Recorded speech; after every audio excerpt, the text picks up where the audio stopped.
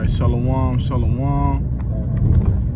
Call Loyum La Yahweh, Ba'ashem Yahushai, Ba'ashem Chakwadash. Double honors to the apostles and elders of Great Millstone who were well. Peace, love, and salutations to the hopeful elect that preach this truth out the four corners of the globe, risking their lives and freedom to do so. Shalom, shalom.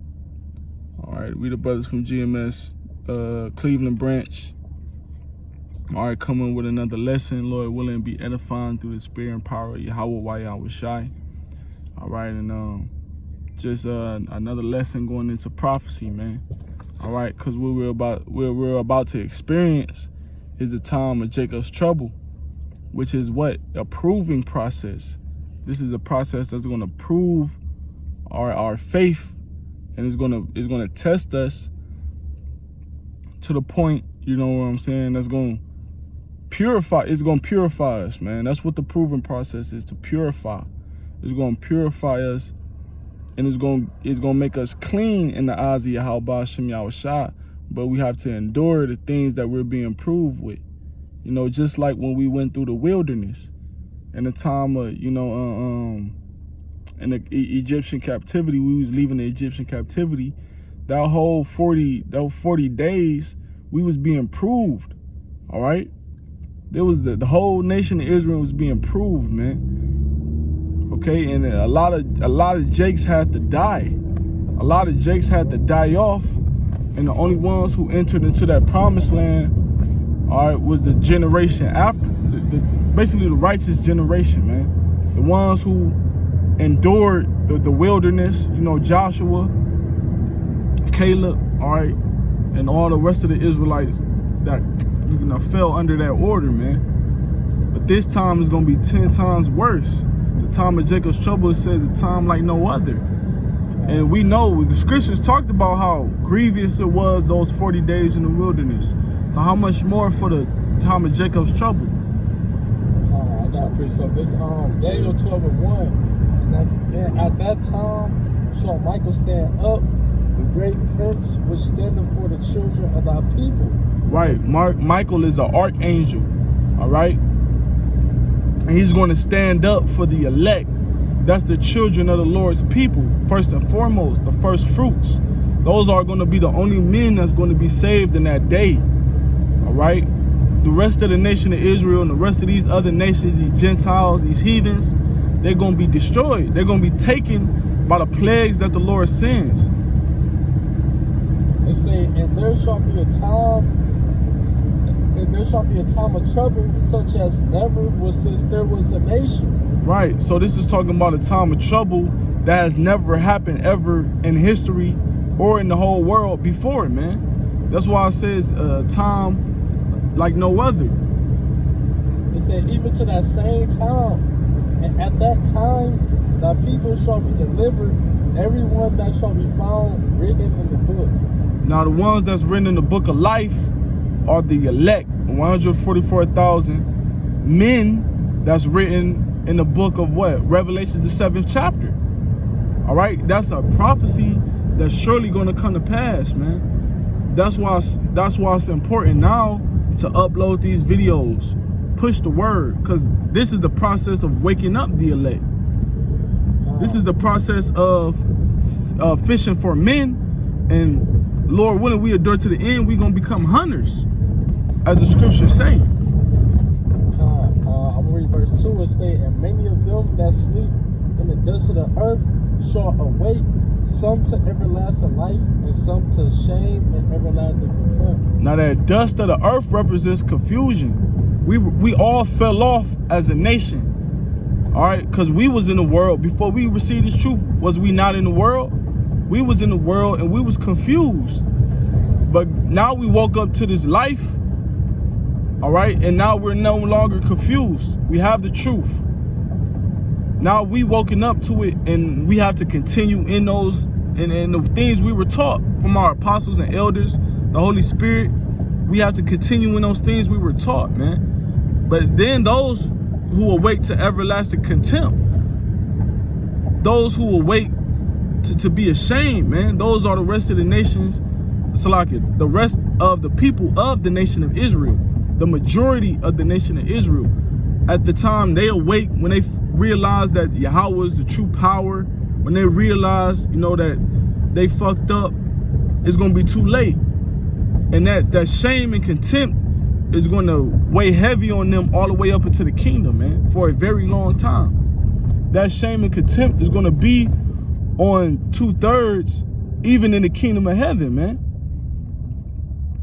Yeah, because yeah, that's the spirit brother just said that. Because just to land back off the verse that he the verse and the point he made, you know, the times we coming in, it's gonna be mass death, people dying right and left, just dying, getting tortured to death. It's gonna be grievous deaths, you know, and that ultimate death could be that second death, which is the lake of fire. But after that, those people who go taste those deaths, they gonna come back in the kingdom, and they gonna bear that shame, you know, that everlasting shame and contempt, you know. So that's why it's best to strive to be a part of, like, hope that you make it and receive salvation, you know. One, so you won't have to taste that second death, and two, so you won't have to be ashamed in the kingdom, right? You know, because it ain't gonna be, all right, I'm gonna die, let's not get tortured, and that's it, I'm gonna come back in the kingdom and be happy. Yeah, you're gonna be happy. We're not gonna have pain. We're not gonna be in sorrow no more. But at the same time, you're gonna feel that shame, and that shame is gonna be for a long period of time. You know, that's why it's labeled as that everlasting shame, because the shame is gonna be it's gonna stick with you for a long period of time in the kingdom of heaven. You know? That's right. And Yahweh Shai said what? Yahweh Shai said he came not to send peace, but a sword. So when Yahweh Shai come back this time, he not gonna come back trying to compel, you know, trying to teach, trying to speak and plead with the house of Israel. It's gonna be straight all out war, man. So that's another reason why this time is gonna be greater than a time like no other. Because the Lord is about to show himself in his glorious apparel. And he coming back with angels, man. He coming back with chariots, thousands of chariots. And these people is about to witness what our elders have been talking about for years, man. What we've been talking about. The prophets out here prophesying. Okay, the scriptures say, what if some did not believe? But that's not going to make the faith of the Most High without effect, man. These prophecies still going to come to pass. And that's why, at the end of the day, us brothers that do have the truth, we have to hold fast to the things that we have, man. And to the best of our ability, endure to the end. Because Satan, he really desired to sift us out the truth. And that's, in the time of Jacob's trouble, you can't be weak-minded, man.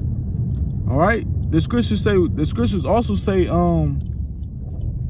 those that faint in the day of adversity, their strength is small. Roughly paraphrasing. So that strength, your strength is your faith within Yahweh Ba'ashem Yahweh Shai. Right now is the time to build your faith by way of prayer and fasting, giving alms, fellowshipping, all right, the very best way you can. That's how you're going to strengthen yourself against the wicked wiles of the devil, against Satan, all right, against the afflictions, the cares and affairs of this life. That's the spirit, because we was going into that at the live stream yesterday. We was basically going into when the Lord basically, you can have anything. The Lord can take anything from you, or he can give you anything. Once he take the Holy Spirit away from you, take that spirit, take that covering, that hedge away from you, it's over with for you. It don't matter what you have, and it don't matter what he took away from you. That's the thing that we all supposed to cleave to the most. That's why David prayed to the Lord and not take that spirit away from him. You know, and that's why I say in Revelation 3:11, the whole fast which thou hast, that no man take thy crown. The Lord blessed us with that gift of faith. He blessed us with that spirit. You know, right. But once that's taken away from you, it's over with. It's a wrap for you. You a vessel fit for destruction. And the scriptures say, he that wandereth out of the congregation, he that wandereth out of the way of understanding shall remain in the congregation of the dead. That's right. The dead state of mind. This understanding is what? The understanding is the wisdom and knowledge of the scriptures, man. All right. And now that we have the understanding, you know, like the brother said, we have to cleave unto it, hold fast into it. We can't go aside from it. All right. And that's the point of this lesson. It's to hold fast to what thou hast, so in the day of trouble, you can be well protected. All right. So with that being said, we're going to close out giving all glory, honor, and praises to Yahweh, Ba'asham, Yahweh Shai, Ba'asham, Rechak Wadash. Once again, double honors to our apostles, elders, a great millstone. Shalom, shalom, Mawath, La Babal. Abad Babal, Shalom.